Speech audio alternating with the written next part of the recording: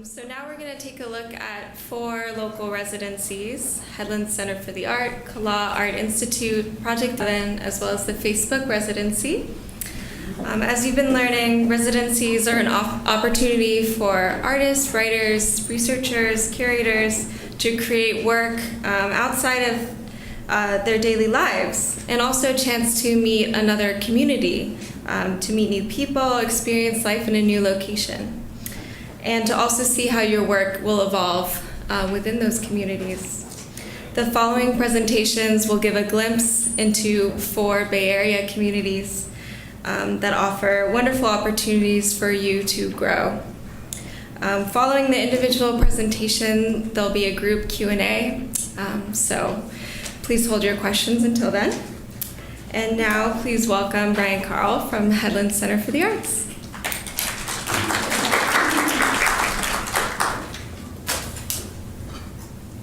Thank you all, and thank you, Stephanie, for really actually a very pithy introduction. I think you do kind of outlined a lot of the reasons why you might want to do an artist residency.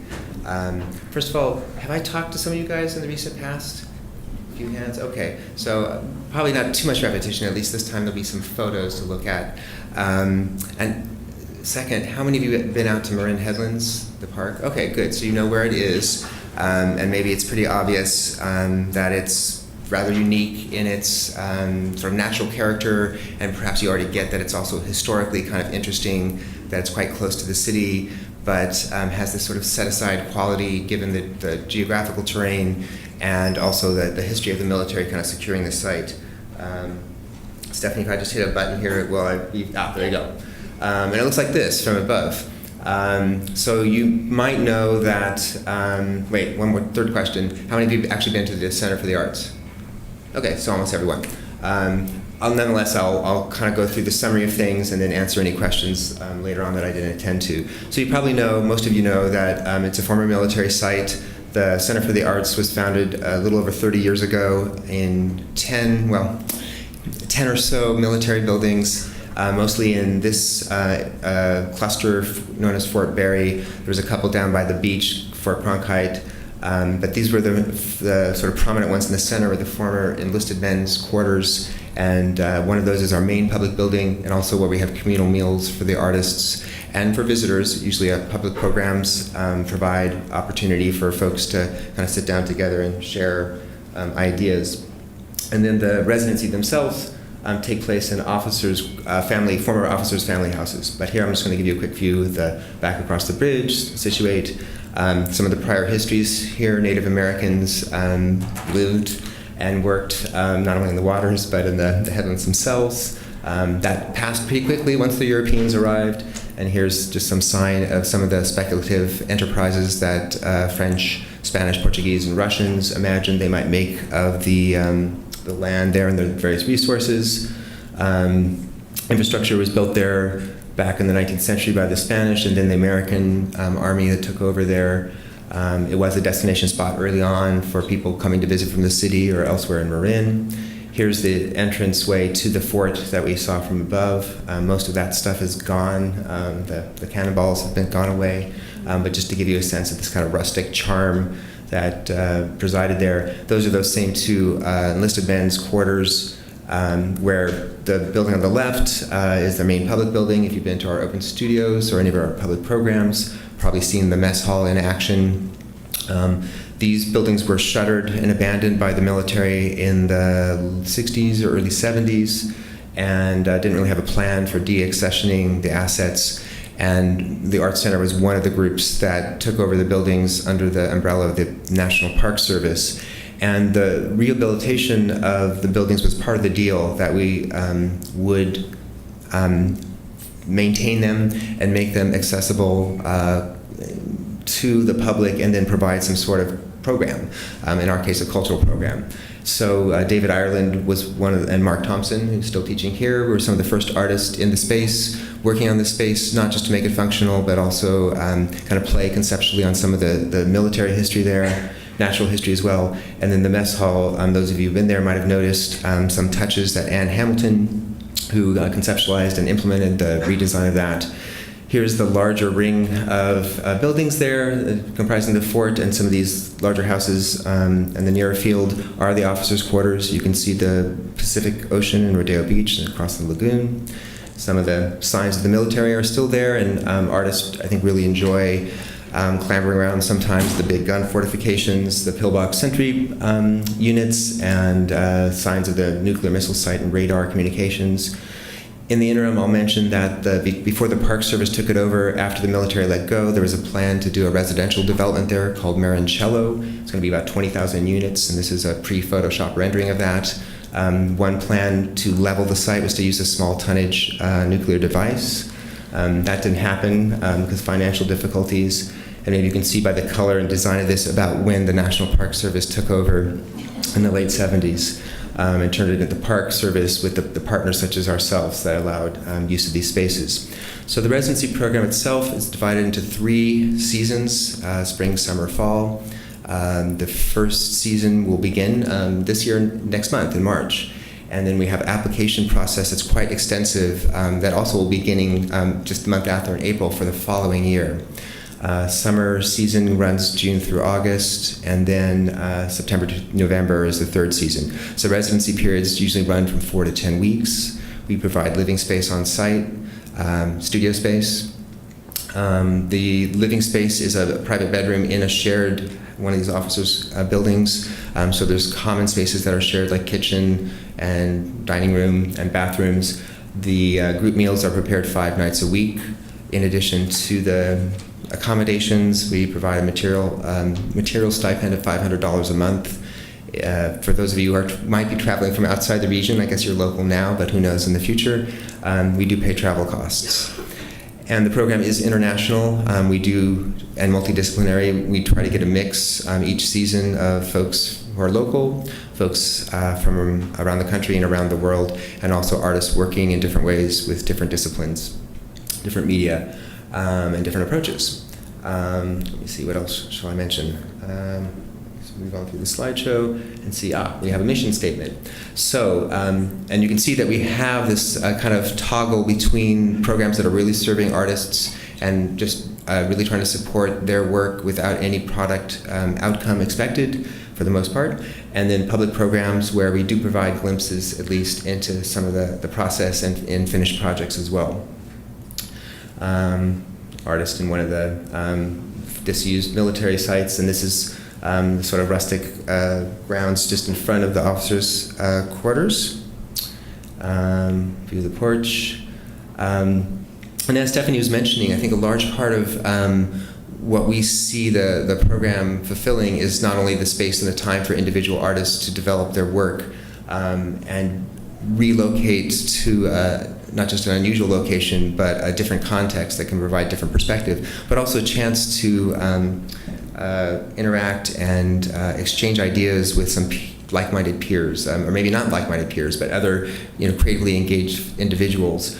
And this is why I wanted to go back and sort of pause on the porch. There's a lot of socializing and hangout time that's optional, but a lot of artists really do like to take advantage of that, and we have semi-formal means to kind of help support that. The group meals themselves is a good time for folks to come together, maybe after a day of working or hiking, maybe just breaking up a even longer work schedule, but a chance to kind of get to know one another and share ideas. And then we organize fairly informal show and tell evenings once or twice a month after those dinners, just for the artist community. So 3 or 4 artists might present 15 or 20 minutes about their work. Not a full-on artist talk, but really just an introduction to things that they've been working on, things they're thinking about, and a sort of foundation for further conversations as desired. We also have the open studios, which I suspect a lot of you have been to or heard of or can imagine, and there it's a lot more public and high volume interaction maybe, and valued, I think, by some as another chance for feedback, and upwards of 1,000 people come. We do those once a season. Let's see, moving on here. So there's a lot of wildlife there, which is a kind of a thrill and attraction, even though there's plenty of urban adapters here. I've seen coyotes and raccoons not so far from here, but the proximity and the frequency and some of the unusual species, bobcats and foxes and skunks are pretty intriguing. So here's some stats. We have approximately 15 artists in residence at a time, because that's how many beds we have. In addition, we have several other artist programs for local artists that provide studio space in different ways.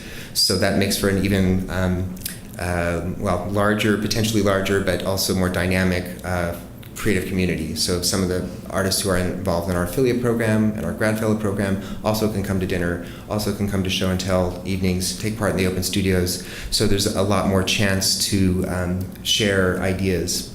The public programs as well provide another sort of access point of framing, maybe for particular artist work, but also moments to come together and sort of share the interest in creative work more generally or specific topics.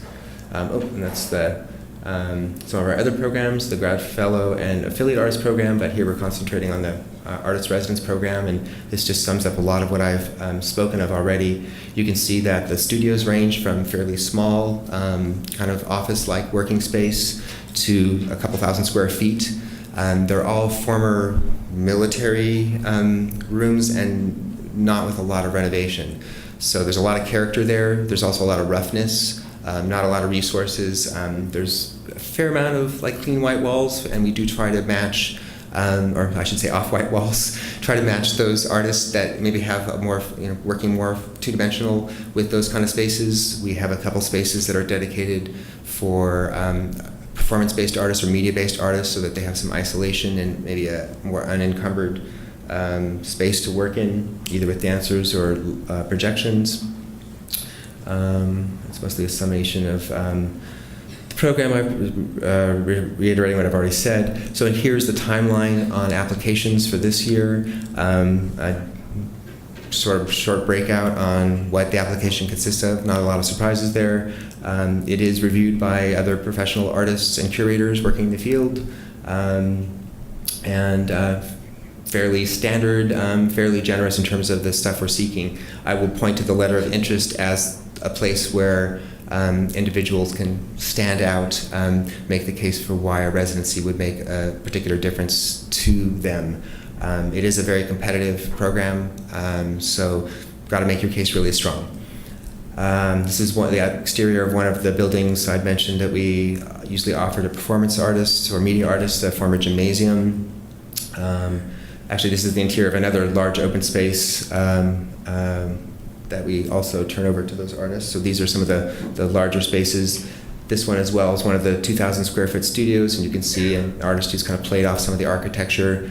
There's a built wall, but there's also a lot of windows, which means great for natural light, not so good if you're looking to use a lot of clean wall space. So a lot of artists who work there have to be resourceful and ready to engage with the particulars of the site itself. This is just an image of the Rodeo Room, one of the rooms that David Ireland rehabilitated to make functional as a meeting room, but also to play off some of the military character.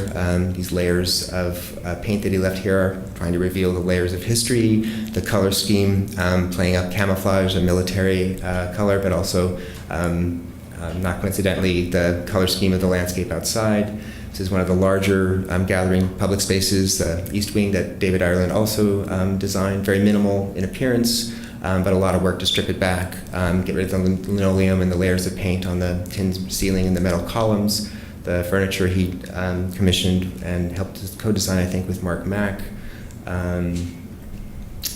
Space in Action, one of our public programs, I think one of the slides stats mentioned 15 to 20 programs a year, inviting artists to share their work in one way or another, performance, film, video, and talks. I'll mention the next one coming up.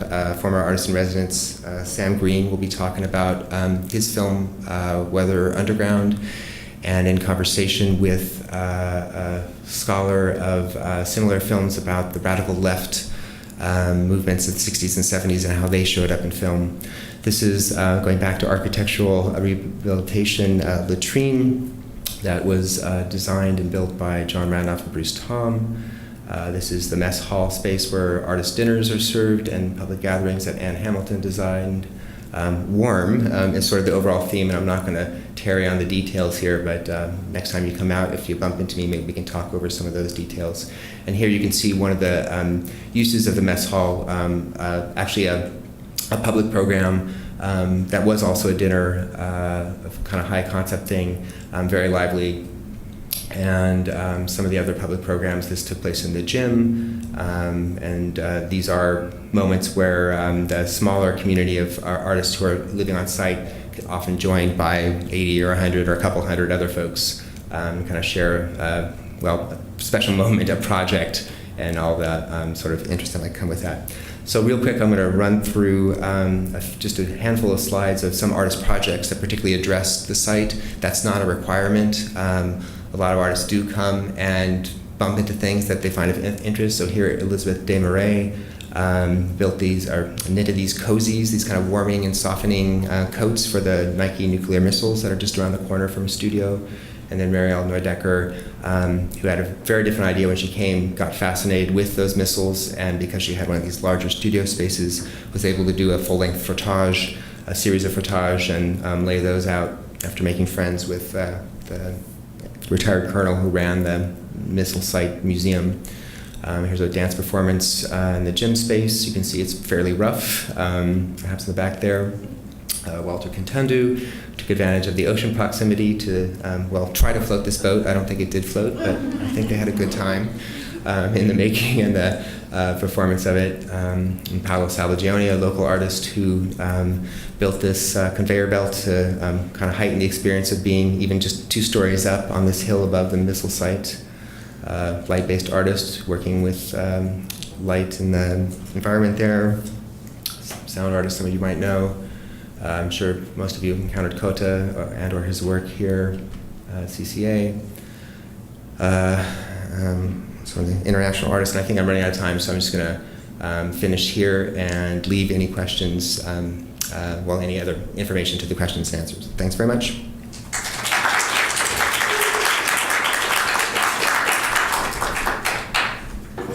Up next, we have Carrie Hott from COA.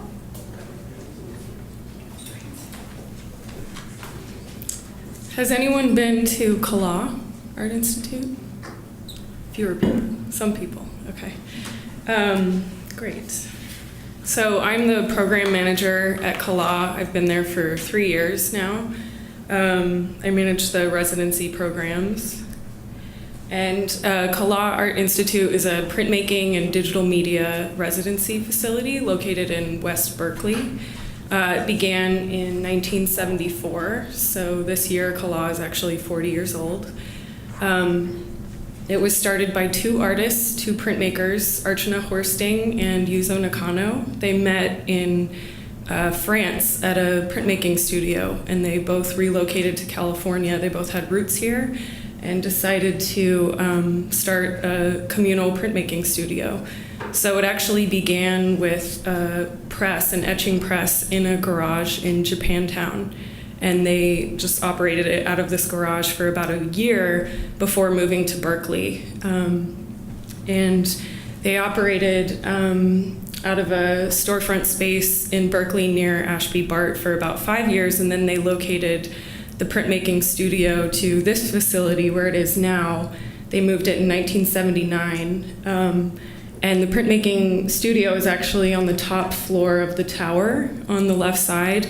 And it's about 8,000 square feet on that top floor. COLA is actually, so it's a large facility with printmaking and digital media facilities. Unlike other residency programs, COLA does not provide housing or living accommodations. What COLA offers is basically just a lot of specialized equipment all in one place for artists to access.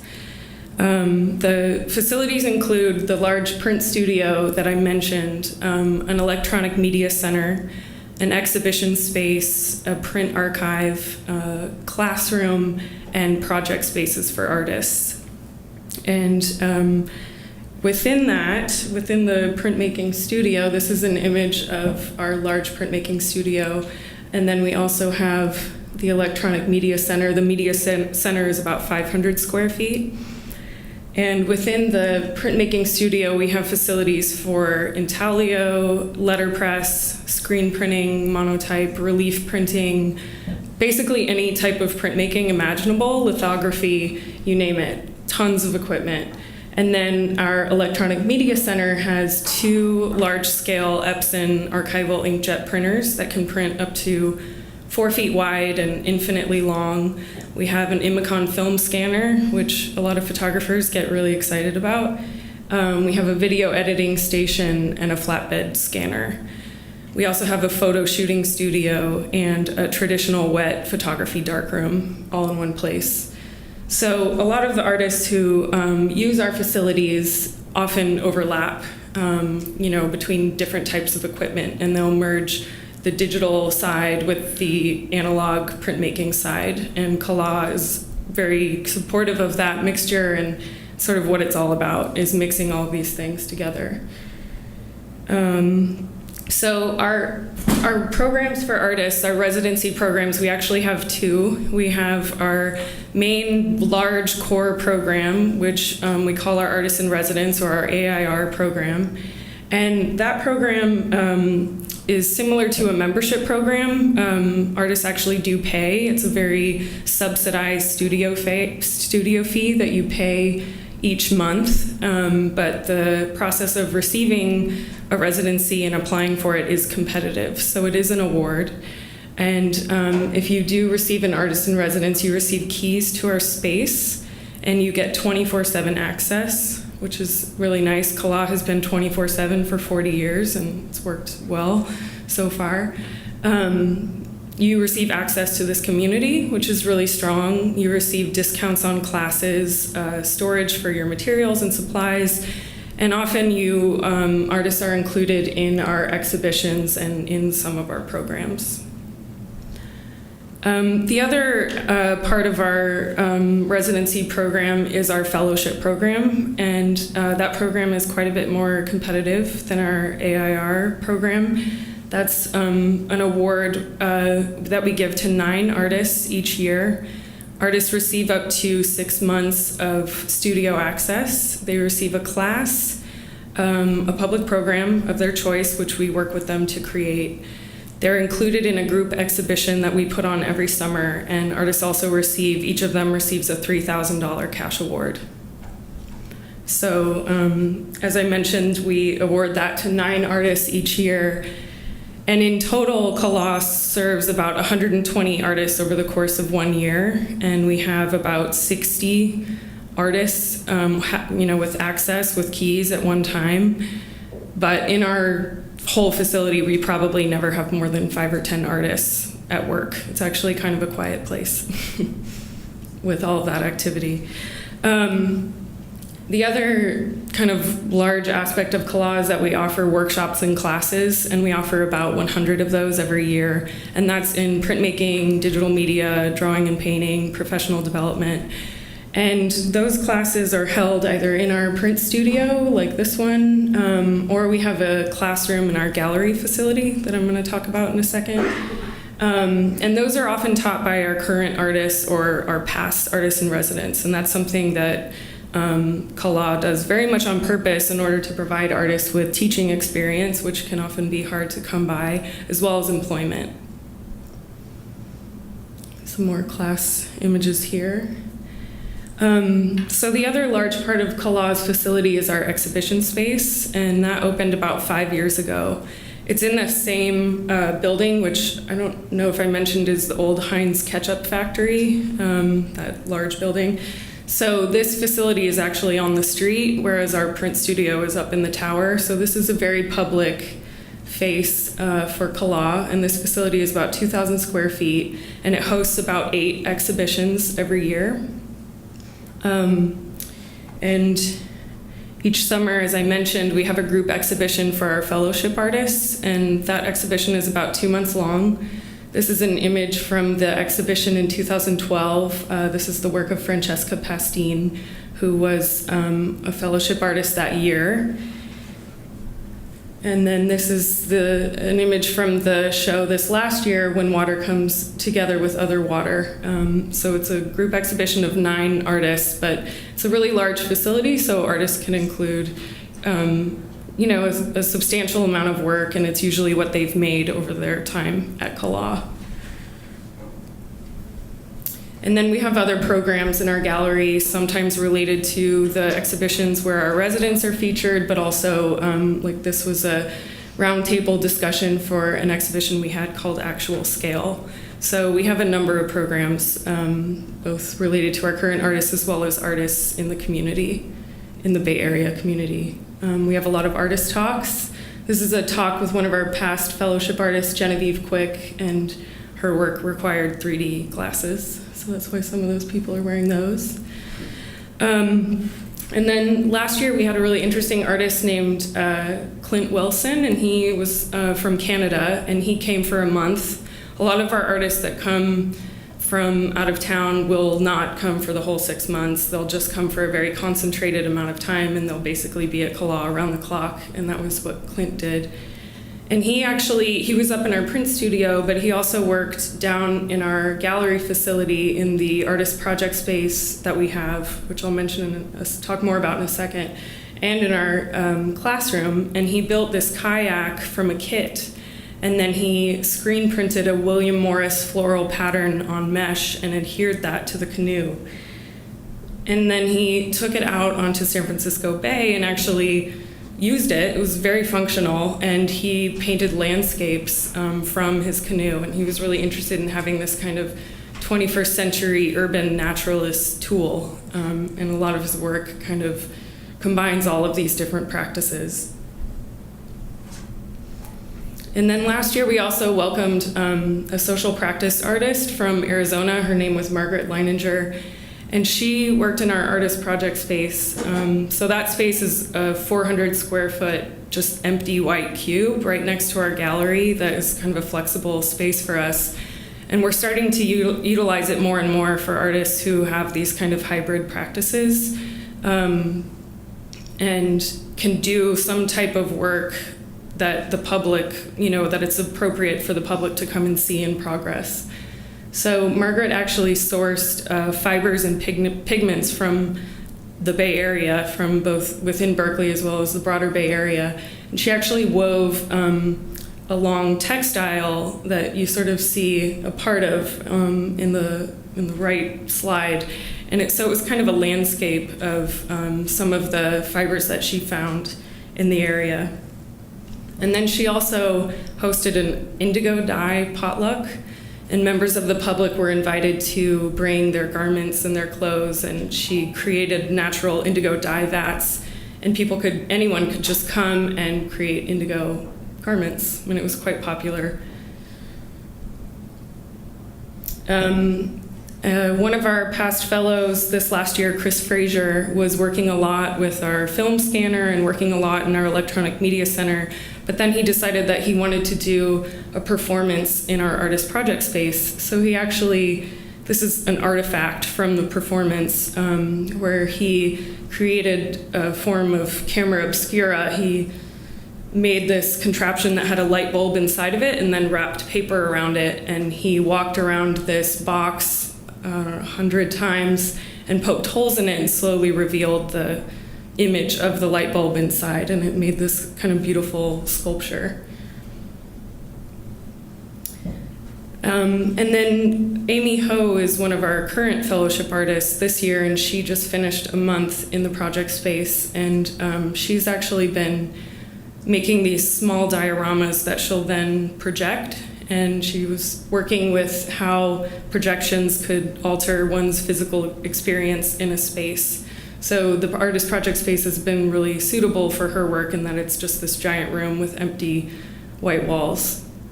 And she's actually been taking an etching class while at CALA, so we're excited to see how these two things might end up merging. So our next deadline for our fellowship program is on Friday, April 4th, and I brought some materials over there. We get around 300 applications for 9 spots, so it is fairly competitive, and we're really interested in artists who are able to use all of this equipment and who, find that that would be really appropriate to their work at this time. Our Artist in Residence program, we actually accept applications 3 times a year. So the next deadline is on March 15th, and there's a booklet over there that has more information about that. So thank you.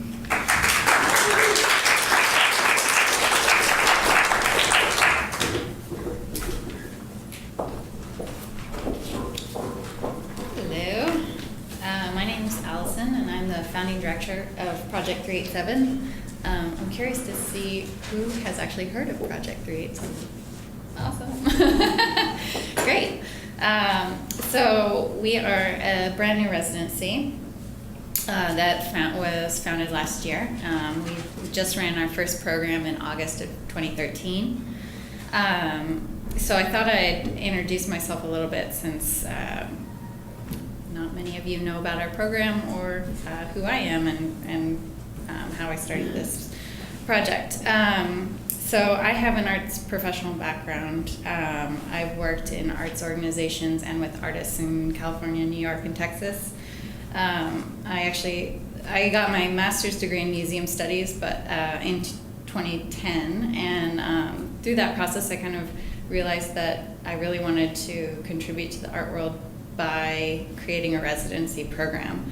I moved to Texas and then met a mentor who had worked with a number of different residencies and kind of learned about the different residency models, and I started formulating an idea of really what I wanted to see and what I felt would be most productive, or just, there's so many different models of residencies and they offer so many different things, so I really wanted to focus on some specific structure.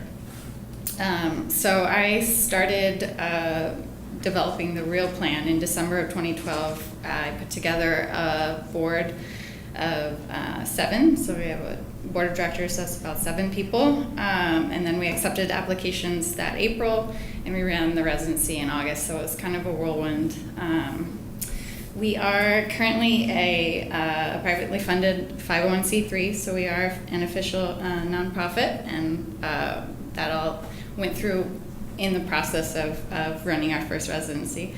We're located in Mendocino County, which is about 3 hours north of here on the coast.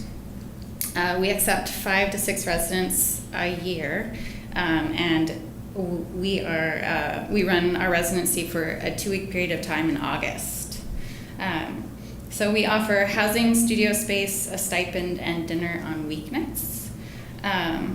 And we really structured our residency on what we had to offer. So the land was provided for us, and we wanted to really minimize costs and build the residency around what was already in existence.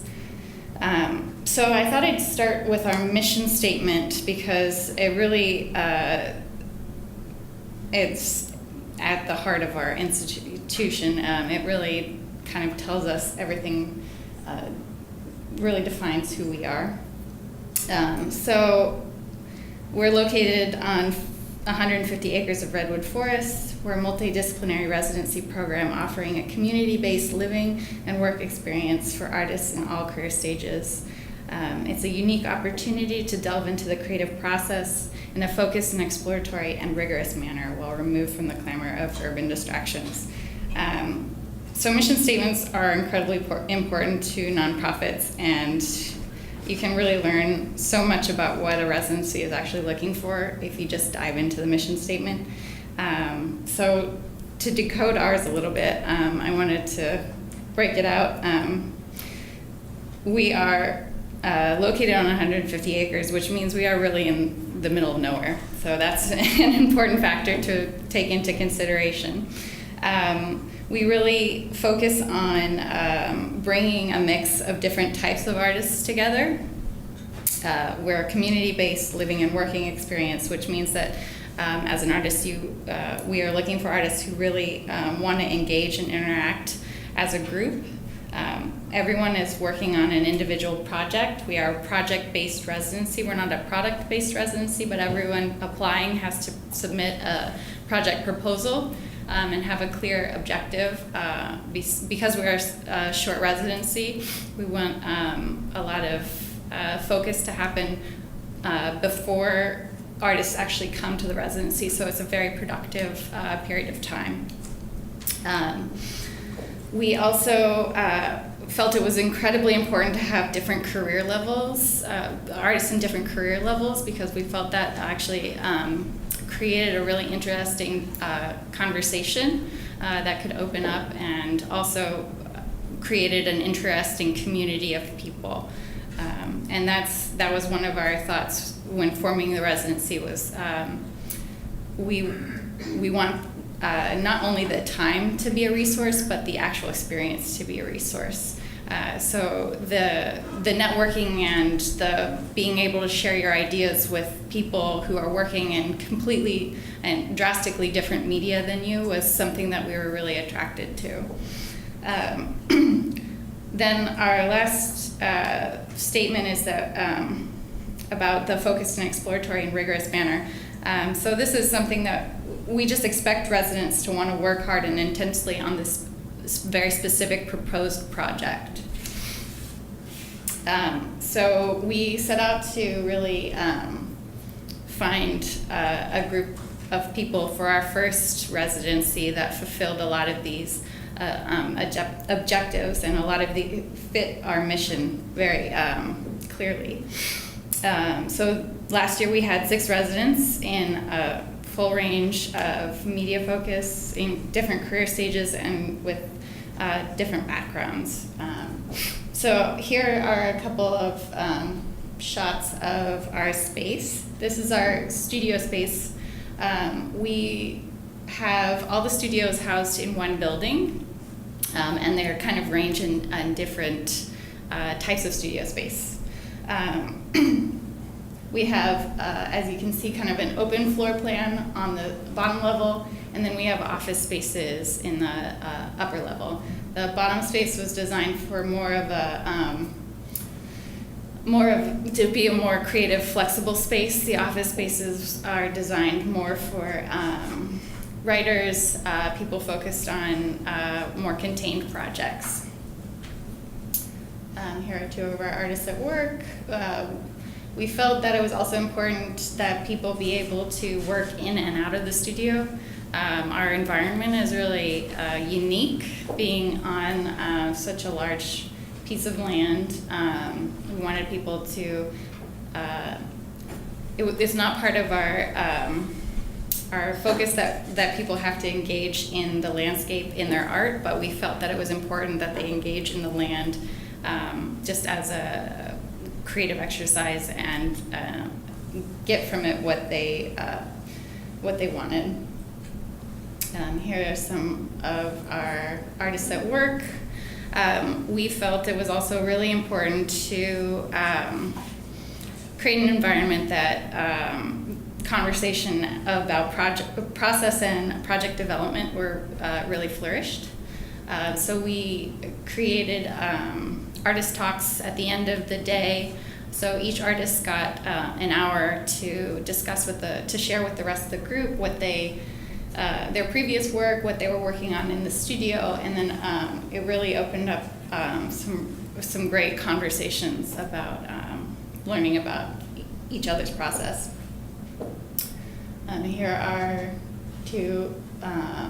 This was a project that a 3D printed installation that was installed in the forest. And then we also have an artist who is working on designing a concept for an exhibition in his studio space. So he needed a lot of pinup space. Both were, again, very developed projects. The 3D printed installation was actually a project that finished during the residency. So we had a mix of both projects that continued on after the residency and some that were that finished at the residency. Again, the community aspect of our residency is incredibly important. So we do dinners. Last year we did dinners 7 days a week. This year we are knocking it down to 5 nights a week. Here's the 3D printed installation finished. We provide both individual cabins and shared living spaces. Everyone has their own bedroom. Yes, again, the community aspect of our residency is really important.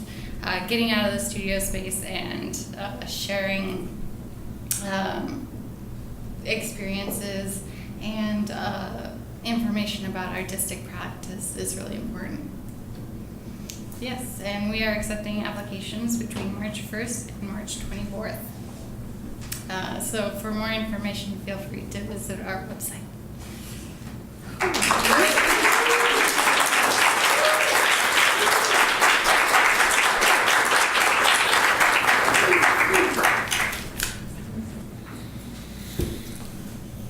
How many of you ever heard of Facebook? No, just kidding. Has anyone been to the Facebook campus? All right, yeah, some people haven't. How many of you know people have been displaced by people who have worked at Facebook? Now, I was a practicing artist who got commissioned by Facebook in 2000, and can I go backwards? Maybe not. Oh yeah, I can. Nice. In 2007, and I was invited back in 2011 to do work on the campus, and my experience as an artist had moved into more collaborative and community engaged opportunities. And after going through a series of proposals, I offered to actually run, direct, and curate a program for the company, which they accepted. I was lucky that they already had a print shop facility on site that Ben Berry, a designer there, had developed over the last few years. And in the fall of 2012, we brought on our first 12 artists, mostly local. We do bring some artists nationally. This is an example. When we started, we had minimal means. The campus was still under construction, and so our residency studio and print shop was not online yet and or open to us yet. So we started with 2 shipping containers. This is Jay Nelson doing his work. Basically, the idea with the program is that the company believes in innovation, obviously, and as engineers, they're building products, and so they pride themselves in fostering and supporting a creative community of builders and coming up with new ideas. So artists who innovate with materials are more attractive than artists who are technically proficient with materials. Definitely making physical work is something that is attractive to the program. With the opportunity that artists have when invited to participate in the residency at Facebook is that they can take on a new audience that they otherwise don't have access to. They can experiment, do a great deal with their work in a way that they also may not have the chance to in other paid or commissioned opportunities. And there's just a chance for scale that doesn't exist in a lot of other opportunities for young emerging artists. This is a project by Luke Fishbeck and Sarah Rara, Sumi Ink Club, or Lucky Dragons. They go around the world doing really interesting, these sound project and drawing project, but they were really excited about the idea of making a lending library for Facebook. They came to the campus like every artist and responded to the environment and designed a project that would challenge them and provoke them and also serve the site and the community there. This is a few artists this summer. Once we actually got into our space, Barbara Holmes, Paul Morgan and Jeslyn Allen, sharing experiences and techniques. In the lab, we're largely a silkscreen facility, but we also have letterpress and a CNC machine, wood shop, laser cutter, vinyl plotter, and this is Ansford Farms during a site visit when an artist is asked to come and visit the campus to see how open they are, interested they are in working in a place like Facebook and what kind of ideas they would have to work in a place like that. We do a tour throughout the extensive campus. This is an example of Barbara Holmes' work, one of her installations, that actually went up the 3 floors of that building.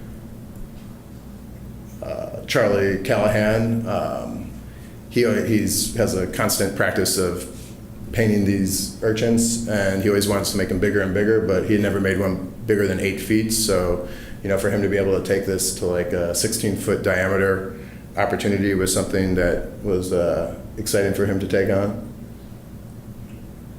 Val Britton up here doing one of her installations in a light well on campus. This is an artist from London. This is our only international artist thus far. She's a data visual artist, Stephanie Pozovic. She usually works strictly in print, and she navigated her ideas to end up making a vinyl plotted dance steps that articulate the interactions that a couple has over the course of a month on Facebook. So this is like an interactive social floor piece that she ended up designing. Paul Morgan's work, he's a silkscreen artist, and his prints never really get bigger than this. So again, the opportunity for scale to expand his materials and his site to this degree is a great opportunity for him. Tucker Nichols, Tucker was a great participant. Artists who are local have the opportunity to come for a few days every week over the course of like a longer period of time, and he was with us more than all fall. He was just left recently, and he just loved cruising around and talking to different people and making prints that were rather like provocative and challenging to the culture there, which is really great. And he just had like a wit and sensitivity that allowed him to really like poke at a lot of the shortcomings or peculiarities of the community in a way that most people can't. Chris Duncan, upon receiving an invitation to participate in this program, responded with the idea to execute one of his land and sea print projects using the risograph machines. He invited 80 artists to submit a piece of 11 by 17 art, and he made an edition of 200, edition called Overview, and this is just an example of him collating in the lab. Jeff Canham, silkscreen print. He's done a lot of printing and a lot of design work over his career, and he had actually never physically silkscreened anything in his life after thousands of prints and T-shirts and stuff had been produced of his work. So to actually get his hands dirty and work in the silkscreen studio was cool for him. Exciting opportunity. This is an example of his installation that he made. And this is him and the engineer that he worked with to design his piece. Really, the idea is that the artist is a model worker, someone who's inspired by their work naturally, and artists are brought to Facebook to act as role models in terms of how to behave, how to break boundaries, experiment, challenge norms, and pursue their interests. But Jeff was really interested in designing some sign painting work that engaged with the kind of code that the engineers use at Facebook.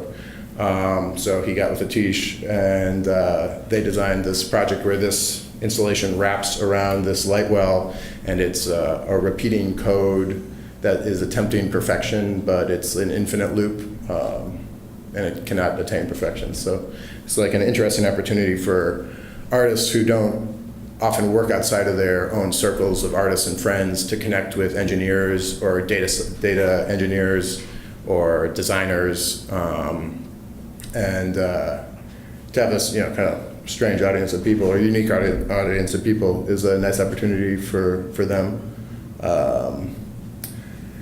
And I thought I was only allowed 12 slides, so I had to cut this down intensely. But generally, what we do is we offer people anywhere from 3 weeks to 3 months with an honorarium and a material budget, a chance to come and explore the campus. It originated with not a product being required, but we've found that the artists' projects that have been most successful are when there are some parameters and a project evolves. So we've scaled it more into a project-based residency. And we've had 22 artists thus far over the last 16 months. We aim at 12 artists a year in a variety of visual media, and hope to scale it into more like dance, poetry, and other mediums in the future. Yeah, I think that's it.